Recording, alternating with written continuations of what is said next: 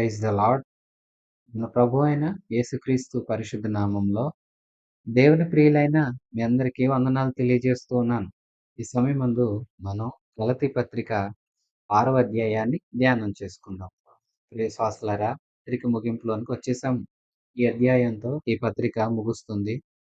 తాను ముందు నుంచి ఒక విషయాన్ని తెలియచేస్తున్నారు. ఇక ఈ అధ్యాయంతో తాను చెప్తున్న విషయాన్ని ముగిస్తున్నారు. అదేంటంటే యోధ మత బోధకులు చెప్తున్నట్లుగా ధర్మశాస్త్రం వల్ల రాదు రక్షణ, క్రీస్తు వల్లనే రక్షణ విశ్వాసంతో కలుగుతుంది. ధర్మశాస్త్రపు క్రియలు ఆచరించినంత మాత్రం చేత రక్షింపబడరు. ఈ విషయమే పత్రిక అంతా చర్చించబడింది. ఇక 6వ అధ్యాయం మొదటి నుంచి. సహోదరులారా, ఒకడు ఏ తప్పిదంలోనైనను చిక్కుకొనిన ఎడల ఆత్మ సంబంధులైన మీలో ప్రతివాడు తానును శోధింపబడునేమో అని తన విషయమై చూచుకొనుచు సాత్వికమైన మనసుతో ప్రతివానిని మంచి దారికి తీసుకొని రావలను. ఒకని భారములు ఒకరు భరించి ఇలాగు క్రీస్తు నియమమును పూర్తిగా నెరవేర్చుడి. ఎవడైనను వట్టివాడయుండి తాను ఎన్నికైన వాడనని ఎంచుకొనిన ఎడల తను తానే మోసపరుచుకొనును. ప్రతివాడు తాను చేయు పనిని పరీక్షించి చూచుకొనవలెను. అప్పుడు ఇతరులను బట్టి కాక తనను బట్టియే అతనికి అతిశయం కలుగును. ప్రతివాడును తన బరువు తానే భరించుకొనవలెను కదా. ప్రియశ్వాసులారా, పౌలు గారు మాట్లాడుతున్నారు. మీలో ఎవరైనా ఏ విషయంలో అయినా తప్పిపోయినట్లు మీకు కనబడితే ముందు ఆ వ్యక్తిని బట్టి, ఆ విషయాన్ని బట్టి మీరు అతన్ని తోలనాడవద్దు, తొందరపడవద్దు. ముందుగా మీరు ఆలోచించండి. ప్రతి వారము ఏదో ఒక విషయంలో సడలిపోయి తప్పిపోయే పరిస్థితుల గుండా, అలాంటి అనుభవాల గుండా ప్రయాణిస్తూ ఉంటాము. అయితే క్రీస్తులో నిలిచిన వారు ప్రతి విషయాన్ని పరీక్షించుకుంటారు. పౌలు గారు కూడా అదే చెప్తున్నారు. మొదట మిమ్మును మీరు పరీక్షించుకోండి. అయితే ఎవరైనా తప్పిపోయారా? తప్పటడుగు వేశారా? విశ్వాసంలో నుండి కాస్తంత వైదొలుగుతున్నారా? ఆత్మీయ జీవితంలో పక్కదోవ పడుతున్నట్లుగా మీకు అనిపిస్తుందా? అయితే అలాంటప్పుడు అట్టి వారి విషయంలో మీరెలా స్పందించాలి? అయ్యో! ఛీ! ఇతనేంటి ఇలా చేశాడు? నేను అలా చేయను కదా! ఇలాగ అనుకుండి సాత్వికమైన మనసు కలిగుండండి. మీరు కూడా ఆ ప్రమాదంలో పడే అవకాశం ఉంది. వారు పడ్డట్లుగా పడతారని కాదు. ఇంకొక మార్గంలో ఏదో ఒక విధంగా మీరు సడిలిపోయే అవకాశం ఉంటుంది. కాబట్టి ఇట్టి వారి విషయంలో జాగ్రత్త తీసుకొనండి.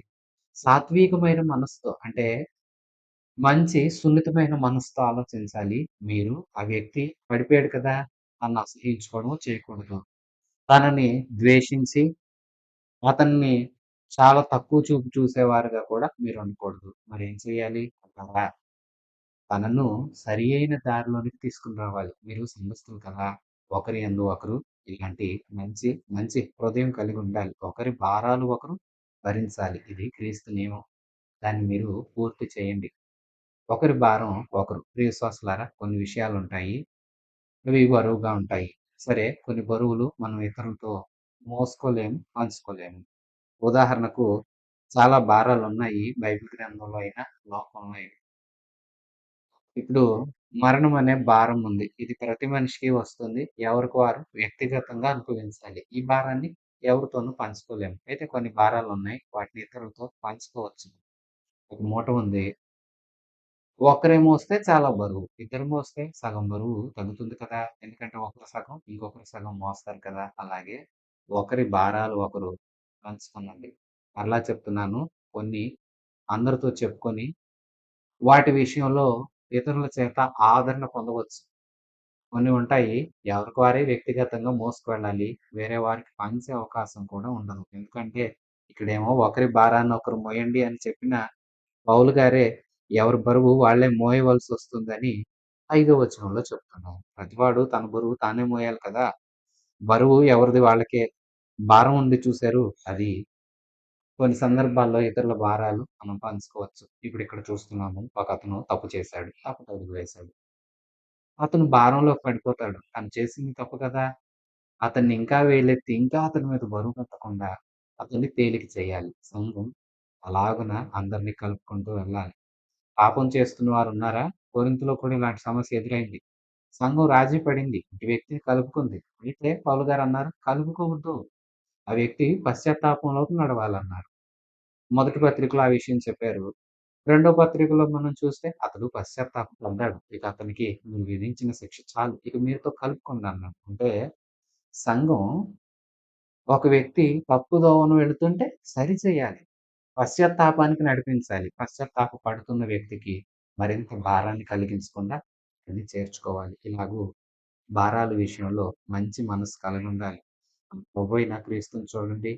మనందరి పాప భారాన్ని ఆయన భుజాల పైన వేసుకొని, శిలువ మీద మనందరి కోసం పరిహారం చేశాడు. పాప పరిహారార్థ బలిగా తానే మన కొరకు మరణించాడు కదా! మనందరి పాప భారాన్ని మోసాడాయన. అలాగే మీ చుట్టుప్రక్కలున్న, మీ సంఘంలో ఉన్న మీ సహోదరుల యొక్క బాధ్యతలు, భారాలు కొన్నుంటాయి. అవి ఒకరు ఒకరు పంచుకోగలిగేవైతే పంచుకోనండి.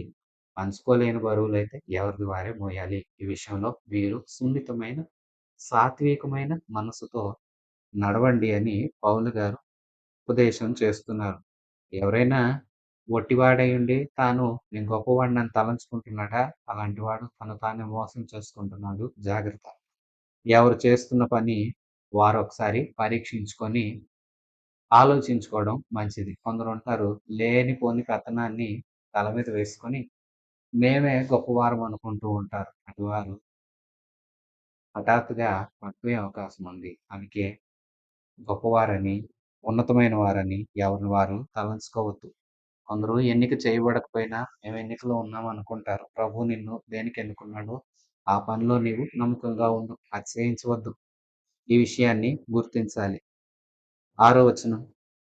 వాక్యోపదేశం పొందువాడు ఉపదేశించువానికి మంచి పదార్థములన్నిటిలో భాగమియ్యాలి. మోసపోకండి. దేవుడు వెక్కిరించబడడు.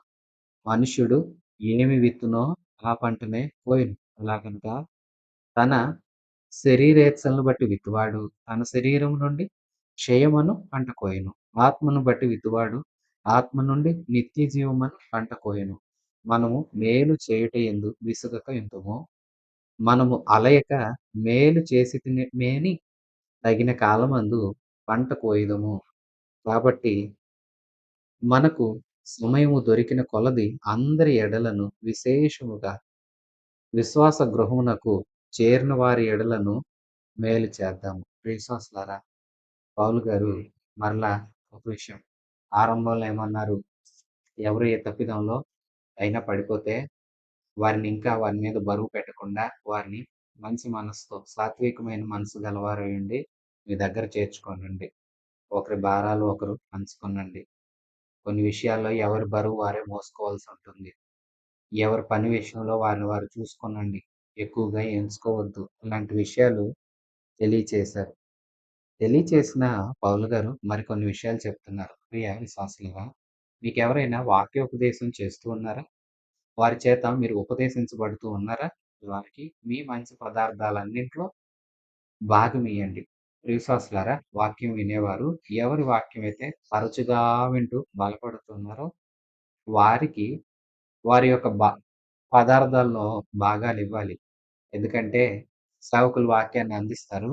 అందించబడిన వాక్యాన్ని విన్న విశ్వాసులు ఏ సేవకుని ద్వారా బలపడ్డారో వారికి వారి పోషణ కోసం పదార్థాలను ఏర్పాటు చేయాలి. ఇది దేవుడు నియమించిన విధానమే. లేవీయులకు కూడా దేవుడే ఈ పద్ధతిని ఏర్పాటు చేశాడు. పౌలు గారు అదే విషయాన్ని ప్రస్తావిస్తున్నారు. కొందరుంటారు, వారుంటున్న సంఘంలో ఎంతగానో బలపడతారు గానీ, చాలా పెద్ద సంఘాలని పిలువబడే వాటి మీద ఎంతో మక్కువ. పెద్ద సంఘాలనే వాటికి ఎంతైనా కానుకిస్తారు గానీ, వారు వెళ్ళే స్థానిక సంఘాల్లో గౌరవం చూపించరు. స్థానిక సేవకుల యొక్క బాధ్యతలను, అవసరతలను పట్టించుకోరు. ఇది మంచి పద్ధతి కాదు. ప్రియ విశ్వాసి, ఎవరి ద్వారా అయితే నువ్వు ఎక్కువగా బలపరచబడుతున్నావో వారికి నీ మంచి పదార్థాలలో భాగం ఇవ్వాలి అని మరొక హితవు సంఘానికి చెప్తున్నారు. ఇంకా చెప్తున్నారు, మోసపోవద్దు. దేవుడు వెక్కిరించబడడు. మనుష్యుడు దేన్ని విత్తుతాడో దాన్నే కోస్తాడు. కొందరు దేవుణ్ణి వెక్కిరిద్దామన్నట్లుగా, దేవుడినే మోసం చేస్తామా అన్నట్లుగా, దేవుడు ఏం చేస్తాడులే అన్నట్లుగా ప్రదర్శిస్తూ ఉంటారు. ఈ గలతీ సంఘస్థులతో ఈ విషయాన్నే చెప్తున్నారు. కొందరు అనుకున్నట్లుగా మీరు అలా ఉండొద్దు. దేవుడు వెక్కిరింతల పాలు కాడు. ఆయన్నెవరు వెక్కిరించాలనుకున్నా వారే బోర్ల పడతారు తప్ప దేవునికి ఇష్టముండదు. దేవుని వైపు వేలెత్తి చూపించావో నీ మీదకే శిక్ష వస్తుంది. దేవుడిననే ముందు నీవు ఆలోచించు. ఒక విషయాన్ని తెలుసుకో. మనిషి ఏది విత్తుతాడో అదే కోస్తాడు. దేవుడిని ఎవరు మోసం చేయలేరు. కొందరు అందరి దగ్గర నటించినట్లుగా దేవుడి దగ్గర కూడా నటిస్తాం అనుకుంటే అది కుదరదు. దేవుడు అన్నీ చూస్తున్నాడు. ఆయన మోసపోడు. ఇదే పౌలు గారు చెప్తున్నారు. ఏం విత్తుతున్నావో దాన్నే కోస్తావు. నీవు తెలుసుకోవా? శరీరాన్ని బట్టి, శరీరేచ్ఛలను బట్టి శరీర కార్యాలు జరిగిస్తున్నావా? శరీరానుసారమైన పంటను కోస్తావు. ఆత్మను బట్టి ఆత్మానుసారమైన విత్తనాలు విత్తుతున్నావా? ఆత్మ పంటను నిత్య జీవం అనే పంటనే నీవు కోసుకుంటావు. ఆత్మానుసారిగా ఉంటే అంటే దేవుని ఆత్మ, పరిశుద్ధాత్మను అనుసరిస్తే పరిశుద్ధాత్మ నిన్ను క్రీస్తుకు దగ్గర చేస్తాడు. క్రీస్తుకు దగ్గరైన నీవు పరలోక రాజ్యం వెళ్తావు. నిత్య జీవానికి చేరతావు. శరీరాన్ని బట్టి ప్రవర్తిస్తే పరిశుద్ధాత్మ నీలో ఉండడు. పరిశుద్ధాత్మ నీలో ఉండకపోతే నువ్వు క్రీస్తు దగ్గరకు కాలేవు. క్రీస్తు దగ్గరికి పోనివారు కానీ పాత్రులవుతారు. అందుకే శరీరాన్ని బట్టి పంట కోస్తారు. నీవు ఆత్మానుసారమైన వ్యక్తి అయితే నిత్య జీవం అనే పంట కోస్తావు. శరీరానుసారమైతే శరీరానుసారమైన పంట కోస్తావు. మరలా చెప్తున్నాము, దేవుడు వెక్కిరించబడడు. వెక్కిరింతల పాలు కాడు. నీవే వెక్కిరింతల పాలవుతావు. జాగ్రత్త. నువ్వు ఏది విత్తావో అదే కోస్తావు. అందుకే ఉదాహరణ చెప్తున్నారు. మనం మేలు చేయుట యందు విసుగకుందాం. మనము అలయక మేలు చేసితిమేని తగిన కాలాన పంట కోస్తాం. అందుకే మీరు దేవుడు ఏది విత్తితే దాని పంటకు అదే పండుతుందన్నారు కదా! ఉదాహరణకు ప్రియ విశ్వాసి, నీవు ఏ విత్తనం వేసావో అదే మొలుస్తుంది కదా! ఆ చెట్టే ఎదుగుతుంది కదా! నువ్వు వేసింది ఒకటి, చెట్టుకి మరో ఫలాలొస్తాయా? రావు కదా! నువ్వు ఏ విత్తనం వేసావో అదే చెట్టవుతుంది. ఆ చెట్టు నుంచే లేదా ఆ మొక్క నుంచే నీకు ఫలాలొస్తాయి కదా! మరి నువ్వేది చేసావో అదే నీ మీదకు తిరిగొస్తుంది. మంచి చేయమంటున్నాడు పౌలు. సరే, పాత నిబంధన గ్రంథంలో మనకు ఇస్సాకు కుమారుడైన యాకోబు సుపరిచితం కదా! యాకోబునే దేవుడు తరువాత ఇశ్రాయేలు అని ఆశీర్వదించాడు. మీరు గమనించండి. యాకోబు జీవితాన్ని చూడండి. ఒకానొక దినాన తండ్రి నేను దీవిస్తాను. నీ పెద్ద కుమారుడా ఏశావు. అడవికి వెళ్ళు, వేటాడు, భోజనం సిద్ధం చేయి, నా దగ్గరికి తీసుకుని రా అన్నాడు. యాకోబు, యాకోబు తల్లి అయిన రెబెకమ్మ చాటుగా విన్నారు. సరే, రెబెకమ్మేమో యాకోబుని ఏశావులాగా పంపింది. ఇప్పుడు ఏశావు కండ్లు కనిపించని తన తండ్రి అయిన ఇస్సాకు దగ్గరికి యాకోబు వెళ్ళాడు. వెళ్ళి అంటాడు, నాన్న నేనే ఏశావుని, నీ పెద్ద కొడుకుని. త్వరగా దొరికింది. దేవుడు నీకోసమే అడవిలోకి అలా వెళ్ళగానే జంతువుని సిద్ధం చేశాడు. నేను దాన్ని వెంటనే వేటాడాను. తీసుకొనొచ్చా. ఇదిగో వేగంగా వండేశాను. తీసుకో తిను. తినేసి నన్ను దీవించు అన్నాడు. నాయనా నీ స్వరం ఏంట్రా? యాకోబులాగుందంటే, కాదు నాన్న కొంచెం గొంతు బాలేదు. నేను ఏశావునే. కావాలంటే తడివి చూడు. వేషం మార్చాడు, మాట మార్చాడు, ఏశావునే అన్నాడు. మోసం చేశాడు కదా తండ్రిని. సరే, కాలం గడిచింది. యాకోబు అన్నయ్య తనను హత్య చేస్తాడన్న భయంతో మామ అయిన లాబానింటికి వెళ్ళిపోయాడు. లాబానింట్లో 7 సంవత్సరాలు వెట్టి చాకిరీ చేశాడు. పెళ్లి చేసుకుంటామనుకున్నాడు. మామ నా కూతుర్ని ఇస్తానన్నాడు. సరే, యాకోబు రాహేలుని ఇష్టపడ్డాడు. మామ మోసం చేశాడు. లేయానిచ్చాడు. తర్వాత తెలిసింది మేలు ముసుగు తీశాక, అయ్యో నేను లేయానా చేసుకుంది, నేను మోసపోయానే అన్నాడు. యాకోబుకి స్పష్టంగా గుర్తొచ్చింది కదా! నేను నా తండ్రిని మోసం చేశా. మా అమ్మ నన్ను మోసం చేశాడు. వింటున్నావా విశ్వాసి? మోసం చేసినందుకు ఏమొచ్చింది తిరిగి? మోసమే వచ్చింది. సరే, యాకోబు జీవితంలో ఆ మోసం తాగిపోయిందనుకున్నారు. ప్రమాదంలో పడతారు జాగ్రత్త. యాకోబు ఇంకా పెరిగాడు. ఇంక వయసునందు ఎదుగుతూ ఉన్నాడు. ఆయనకి సంతానం కలిగింది. పిల్లలు కూడా పెద్దవారయ్యారు. పిల్లల మధ్యలో కూడా వైరం చెలరేగింది. అన్నలందరూ యోసేపు మీద కక్ష కట్టారు. యోసేపుని అమ్మివేశారు. కానీ నాన్నకొచ్చి ఏం చెప్పారు? అమ్మాయి తమ్ముడు చనిపోయాడని చెప్పారు. చూసారా? కొడుకులు కూడా యాకోబుని మోసమే చేశారు. తండ్రిని మోసం చేశాడు యాకోబు. మామ చేత మోసపుచ్చబడ్డాడు. అలాగే కొడుకుల చేత కూడా మోసపుచ్చబడ్డాడు. యాకోబు జీవితంలో ఎందరి చేతుల్లోనో మోసపోయాడు కదా! మరి నీవు ఏం నేర్చుకుంటున్నావు? నువ్వు ఏది విత్తుతున్నావు? ఎదుటివాళ్ళకి మోసం చేస్తే నీకు మోసమే వస్తుంది. అబద్ధాలు చెప్తే నీకు అబద్ధాలే వస్తాయి. కోపంగా ఉంటే ఎదుటివాళ్ళ మీద నీ మీద అందరూ కోపంగానే ఉంటారు. నువ్వు మూర్ఖుడివైతే నిన్ను చూసినోళ్ళు మూర్ఖుల్లాగానే ప్రవర్తిస్తారు. నువ్వొక్కడివే మంచోడు అన్నట్లుగా, వాళ్ళే మూర్ఖులన్నట్లుగా నువ్వు ఫిర్యాదు వీల్లేదు. నీ స్వభావాన్ని బట్టే కదా! అందుకే పౌలు గారు చెప్పారు. అయినా దేవుడు వెక్కిరించబడడు. సంఘస్థులారా వింటున్నారా? దేవుడు వెక్కిరించబడడు. దేవుడు మోసపోడు. నువ్వేది చేశావో అది నీ తల మీదకే తీసుకొనొస్తాడు. జాగ్రత్త. తార్సువాడైన సౌలుని చూసారా? స్టెఫను మీదకు అందరూ రాళ్ళు విసురుతుంటే అక్కడే నిల్చున్నాడు. సమ్మతించాడు. ఆ! చంపారులే అన్నట్లుగా ఇతను యేసుక్రీస్తుని ఆరాధిస్తున్నాడంట అంటూ స్టెఫను హత్యను అంగీకరించాడు కదా సౌలు. అయితే కాలం గడిచింది. పౌలుగా మారాడు. రక్షణ పొందాడు. అయితే వినండి విత్తనం వేశాడు కదా! విత్తనం మొలకెత్తిద్దిగా. భూమిలో ఏదేసినా ఏమైద్ది? మొలకెత్తిద్ది. ఒకానొక దినాన పౌలు గలతీ ప్రాంతంలోనే తిరుగుతుంటే, గలతీ ప్రాంతంలో లుస్త్ర అనే చోట అప్పుడు ప్రజలు పౌలు గారి మీద కూడా రాళ్ళెత్తి రాళ్లతో కొట్టి పట్టణం వెలుపలకు అతని దేహాన్ని ఈడ్చేశారు. మీకు అర్థమైందా? నువ్వేది విత్తుతున్నావో అది 4 సంవత్సరాల తర్వాతైనా, 10 సంవత్సరాల తర్వాతైనా నువ్వు చేసింది నీకే తిరిగొస్తుంది. మరి విశ్వాసి భయం నందు ప్రభువు ఉన్నాడు, చూస్తున్నాడు. ఆయన్ని మోసం చేశా అనుకోమాక. నేనేదో చేసేసా, ఇంకా అదంతా అయిపోయింది. ఇక దేవుడు కూడా మర్చిపోతాడు. దేవుడి కళ్ళు కూడా కప్పేసా అనుకోమాక. నీవు చేసింది నీ మీదకు తిరిగొస్తది. ఎవరిని మోసం చేయకు. ఎవరికి అబద్ధం చెప్పకు. ఎవరి మీద పగబట్టొద్దు. ఇక నీ మీదకే తిరిగొస్తుంది. కత్తి పట్టావో నీ కత్తే నిన్ను నాశనం చేస్తది. జాగ్రత్త. దావీదును చూడండి. తాను ఒక తప్పిదం చేశాడు. ఆ తప్పిదం అతని జీవిత కాలమంతా మచ్చలాగా మిగిలిపోయింది. దేవుని హృదయానుసారుడు అని పిలువబడ్డ వాడికే మచ్చ అంటింది. ఆ మచ్చ పోలా. తాను చేసింది తన మీద నిలిచింది. తాను ఊరియా భార్య విషయంలో తప్పు చేశాడు. తాను ఇంటి మీదకు ఎంతో కష్టాన్ని దావీదు తెచ్చుకున్నాడు. దావీదు చరిత్ర మీరు చదివితే మీకు ఆ విషయాలు కూడా స్పష్టంగా తెలుస్తాయి. అందుకే ఏమి చేస్తున్నారో వాటి విషయమే జాగ్రత్తగా ఉండండి. మేలే చేయండి. పౌలు అందుకే చెప్తారు. ఏది విత్తుతావో అదే కోస్తావని తెలుసు కదా! అలాగన్నప్పుడు మనం మేలు చేయుట యందు విసుగుకుందాం. అంటే ఏం చేద్దాం? మేలే చేద్దాం. విసుగకుండా మేలు చేద్దాం. అలసిపోవద్దు, విసిగిపోవద్దు. అలయకుండా మేలు చేసాము. తగిన కాలమందు మంచి పంట కోస్తాము. మనకు సమయం దొరికింది. కాబట్టి అందరి ఎడల విశేషముగా విశ్వాస గృహానికి చేరిన వారి ఎడల మేలు చేద్దాం. అంటే సంఘస్థులైన వారికి మరీ ఎక్కువ సహాయపడదాం. తోటి సంఘ సహోదరులకు, సంఘ సభ్యులకు, మనతో ఉన్న మన సంఘంలో ఉన్న విశ్వాసులందరికీ, సేవకులకి మనం మరి విశేషంగా మంచి విషయాల్లో సహాయపడదాం. అలాగే అన్యులైన వారి పక్షంగా కూడా మనం మేలు చేద్దాం. అందరికీ మేలు చేద్దాం.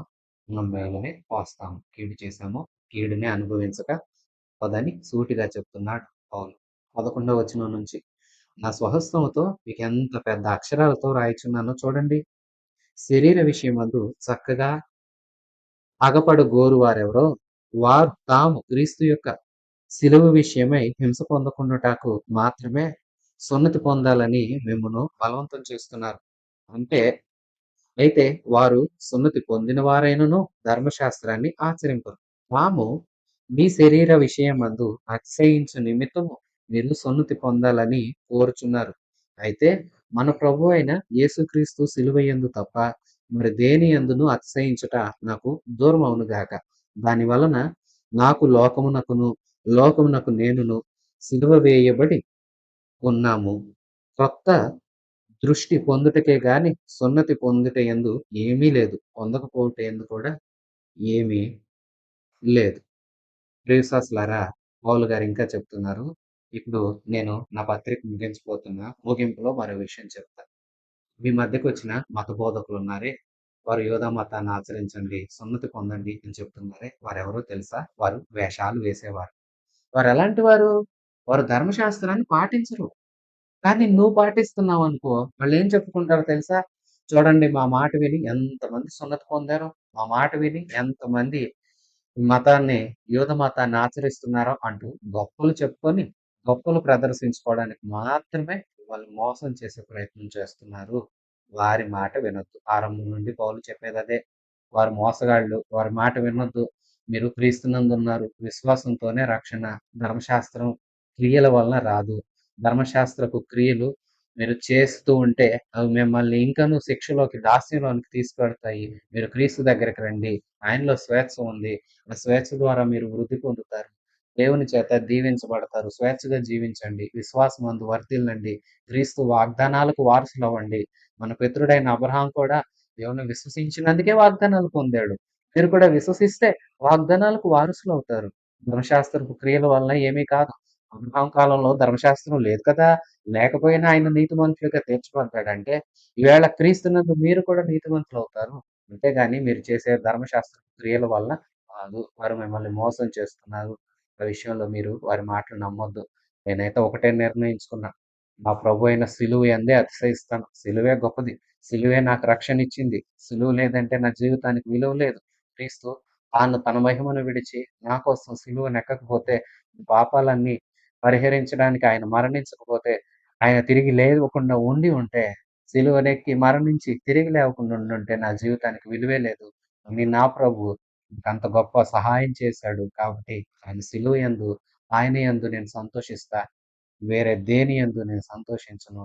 లోకం విషయంలో నేను కూడా సిలువేయబడ్డాను. అంటే లోకం విషయంలో నేను కూడా చనిపోయాను. లోకస్తుడిలాగా బ్రతకను. క్రీస్తు బిడ్డగా బ్రతుకుతాను. క్రీస్తులాగా జీవిస్తాను అంటున్నాడు పౌలు.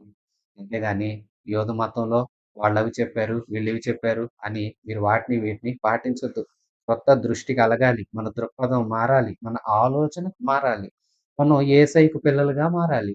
అంతే తప్ప సున్నతి పొందినంత మాత్రాన, పొందకపోయినంత మాత్రాన ఏమీ లేదు. సున్నతి పొందావా? యూదుని అంటారు.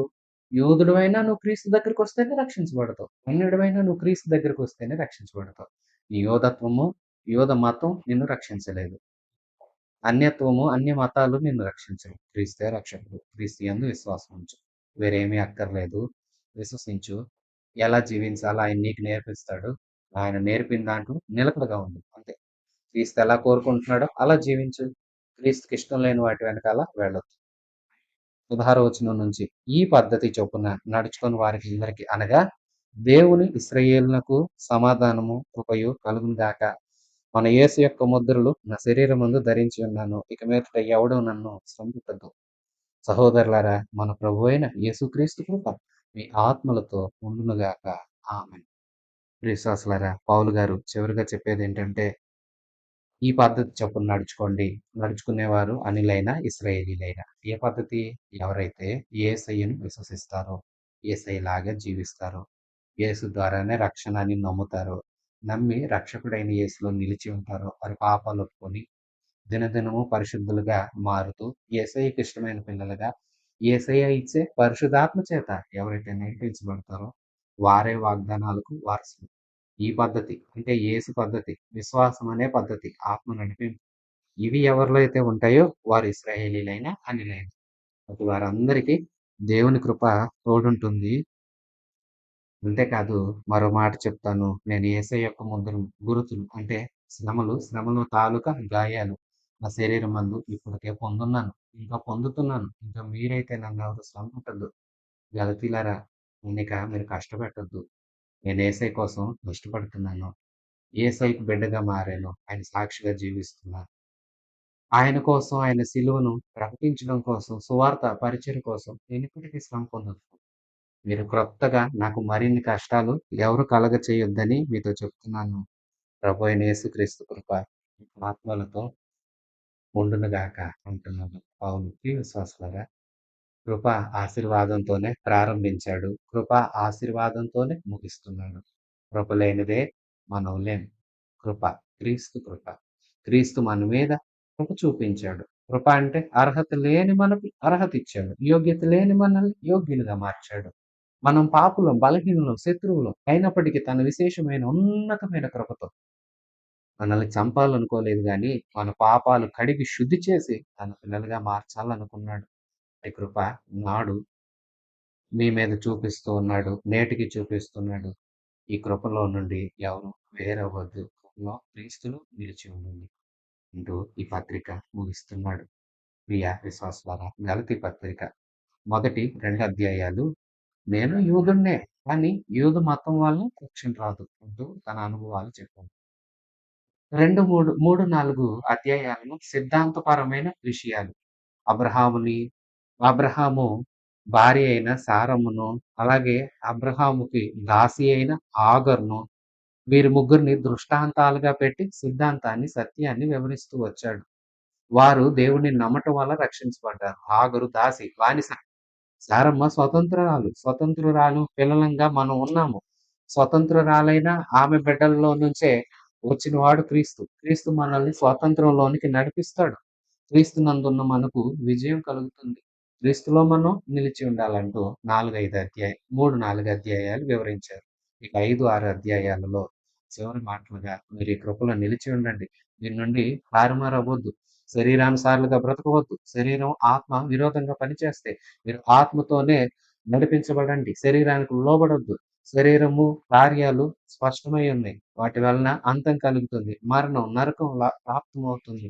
అయితే ఆత్మ ఫలాలు ఫలించండి. మీరు క్రీస్తు ఆత్మ చేత, పరిశుద్ధాత్మ చేత నడిపించబడేవారైతే మీలో ఫలాలుంటాయి. ఆ ఫలాలు మీ జీవితాలను మెరుగు చేస్తాయి. అంతేగాని ధర్మశాస్త్రపు క్రియలు, సున్నతి మీకు రక్షణనివ్వదు. యేసే రక్షకుడు. నిజ రక్షకుడు యేసే. ప్రాణం పెట్టి మనకే సమాధి చేయబడి, పునరుత్థానుడై తిరిగి లేచి మనందరినీ తన రాజ్యంలో చేర్చుకోవడానికి తన ఆత్మను పంపించి, ఆ ఆత్మ ద్వారా మనకు సత్యాన్ని బోధించి, సత్యమందు నడిపిస్తున్న క్రీస్తు నేడో రేపో రాబోతున్నాడు. ఎందుకొస్తున్నాడు? తన యందు విశ్వాసం ఉంచిన వారందరినీ తన రాజ్యంలోనికి తీసుకెళ్ళటానికి.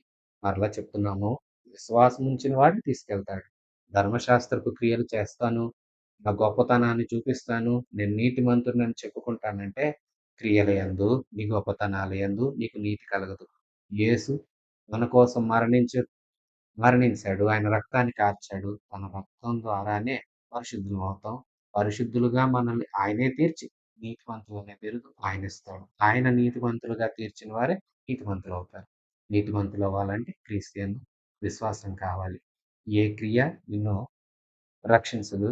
క్రీస్తు చేసిన శిలువ త్యాగమే నిన్ను రక్షిస్తుంది. రక్షించే క్రీస్తు నీకై వేచి ఉన్నాడు. చేయి చాపి నిన్ను పిలుస్తున్నాడు. ఆయన దగ్గరికి రా. త్వరగా వచ్చావో, ఉన్న పళాన ఆయన చేతికి నీ చేతిని అప్పజెప్పావో, నీవు రక్షించబడతావు. రక్షించబడిన నిన్ను తన రాజ్యంలోకి చేర్చుకుంటాడు. ప్రభువు అలాంటి కృప మనందరికి అనుగ్రహించి, తన రాజ్యంలో మనందరికీ స్థానమిచ్చి, మనందరినీ ఆయనతో కూడా యుగయుగాలు ఆ నిత్య రాజ్యంలో ప్రభువు నిలుపునుగాక. ఆమేన్. ప్రార్థన చేసుకుందాము. ప్రేమ, నమ్మకము కలిగిన మా ప్రియ పరలోకపు తండ్రి, జీవాధిపతి అయిన ప్రభువు మీకు వందనాలు. మా ప్రభువా, నేడు మీరు మాకు అనుగ్రహించిన ఈ దివ్యమైన లేఖనముల కోసం మిమ్మల్ని స్తుతిస్తూ ఉన్నాము. గలతీ పత్రిక అంతా స్పష్టముగా మాకు తెలియచేసిన సత్యం, ప్రభు మీరే రక్షకుడు, మీ అందే రక్షణ. మీ చేయి పట్టుకొని మీ అందు విశ్వాసం ఉంచి మీకు ఇష్టలుగా నడిచేవారు మీ రాజ్యంలో ఉంటారని, మరి ఏ క్రియలు చేసేవారైనా వారు రక్షణ పొందరు, రక్షణ పొందని వారు విడవబడతారనే సూటిగా సత్యాన్ని మేము నేర్చుకున్నాము. మాకు ఈ సత్యాన్ని మీరు బోధపరిచినందుకు వందనాలు.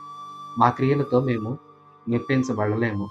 క్రీస్తు ద్వారానే మాకు మెప్పు, క్రీస్తు ద్వారానే రక్షణ, క్రీస్తులోని విజయం, క్రీస్తు ద్వారానే నిత్య జీవం. ప్రభు, మా ప్రియ ప్రభువా, మా క్రీస్తు యేసు ప్రభువా, మీరు మాలో ఉండండి. మీ ఆత్మచేత మమ్మల్ని నడిపించండి. మీ రాజ్యానికి మమ్మల్ని చేర్చండి. ప్రభువా, మాకు ఈ లోకంలో ఏ నాటికి కావలసిన సహాయం ఆనాటికి మీరు దయచేయండి. మీ వలన మాకు సహాయం కావాలని మేము వేడుకుంటున్నాము. వింటున్న విశ్వాసాల్ని వ్యక్తిగతంగాను, మీ కుటుంబాలుగాను మీరు జ్ఞాపకం చేసుకునండి. ఎవరికి కావలసిన విషయాలను వారిని మీరు దయించి వారి అక్కరలు తీర్చండి. మమ్మల్ని అందరిని ఆశీర్వదించండి. మీ రాజ్యంలో చోటు ఇవ్వండి. మమ్మల్ని మీ రాజ్యంలో చేర్చుకోనండి. మీకు ఇష్టమైన పిల్లలముగా ఈ భూమి మీద బ్రతికే కృప మా ఒక్కొక్కరికి అనుగ్రహించమని ప్రార్థిస్తూ, మీ ప్రియ బిడ్డలముగా మేము మారి లోకములో మీకు పత్రికలుగా జీవిస్తూ, మిమ్మల్ని పోలి నడుచుకుంటూ, ఇతరులకు మిమ్మల్ని పరిచయం చేసి వారిని కూడా మీ బిడ్డలుగా మార్చే కృప మాకు దయచేయమని ప్రార్థించుకుంటూ ఉన్నాము. మా ప్రియ ప్రభువ, మమ్మల్ని అందరినీ మీ చేతులకు సమర్పించుకుంటూ నజరేయుడగు యేసు పరిశుద్ధ నామమున ప్రార్థించి వేడుకొని పొందుకొని ఉన్నాము తండ్రి. ఆమేన్. మన ప్రభువు అయిన యేసయ్య కృప, తండ్రి అయిన దేవుని పరమ ప్రేమ, పరిశుద్ధాత్మ దేవుని సన్నిధి సహవాసం మనందరికీ సదాకాలం తోడయుండి నడిపించునుగాక. ఆమేన్. God bless you.